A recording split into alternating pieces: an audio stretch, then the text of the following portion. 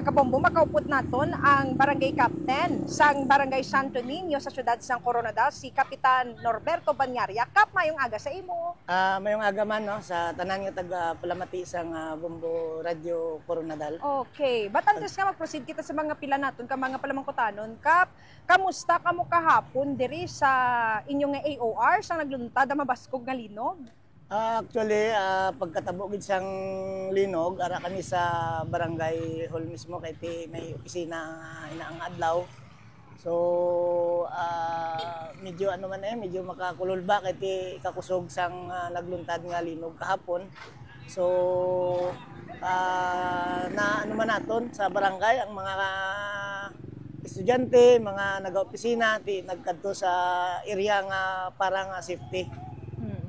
Okay, so kamusta man ang structural integrity sang aton nga opisina, Kap? Actually, after sa linog, naglibot kami ng mga kagawad. So, nag-inspeksyon. Wala man sang mga sign nga may mga nag-crack or ano pa ba nga mga problema sa structure sang aton nga kasudlan sang barangay.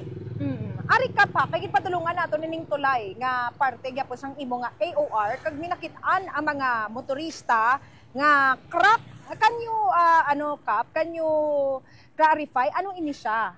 Okay, so kahapon after sa linog mga around 1 PM, may concerned citizen nga nagkadto dito sa barangay nga timing mga wala pa kami nakapauli, no, kay gin-declare man to nga daw siya mauway.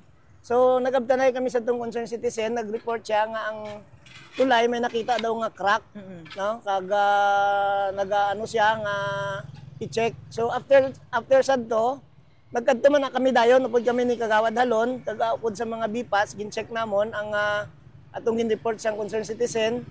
So nakita namon nga may ara siya nga crack din man, no, may crack siya. Pero sa experience namon o sa amon nga natandaan, ina siya nga crack gap na siya between sa duha ka span sang tulay. Okay. Kay kada poste kung makita naton may ara na siya nga gap. Okay. No, so sa una pag wala pa na espalto, so visible gina siya. Actually gina-maintain na siya sang taga province. Pero kahit nag-spalting sila, siyempre natabunan.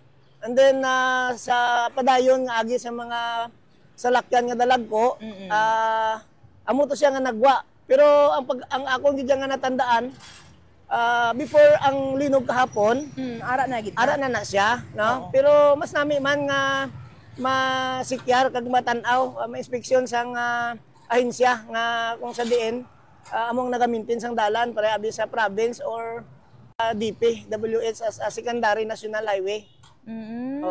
Okay, so gali siya ng gap para sa paghimo sang usually amo ning ginahimo kapag may mga tulay, Yes. Kap.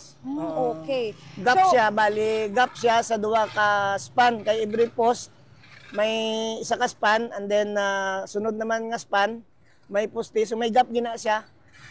Sa ilang nga tunga. Okay. So at least naintindihan na naton kung ano ini nga nasambit nga gap diri sa nasambit nga tulay Kap. Pero ano ang himuon naton nga action kay gakabalaka mga motorista naton paano daw kung wala man naton ginapangamuyo nga may madisgrasya daw dira. Yes.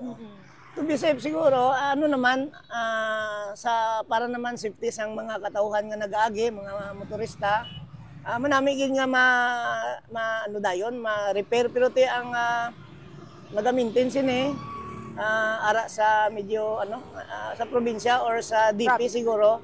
So kay kami hindi man kami basta magtandog sina nga magbutang diretso sang kung dira kay basi bala hindi pa kay siling ko gani mas nami gid nga ma-inspeksyon man kag masikyar sang mga nagkakaigo nga ahensya para diri sa problema sang tulay sang barangay Santo Niño. Oo, pero hopefully nga mapalabo man naton ini sa mga natungdan kag hindi na makatuga pa sa mga insidente if ever. Kap kay kun gabi basi bala may mga hubog kag wala na antipan ining nasambit nga crack basi may madisgrasya pa dira, Kap.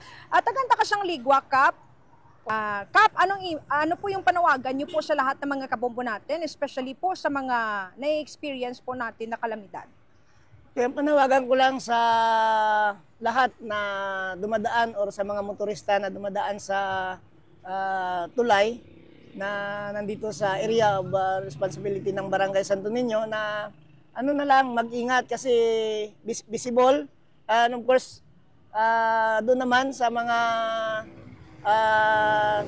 malalaking sasakyan. So ano lang din, ingat, no? Mag-ingat para safety tayong lahat.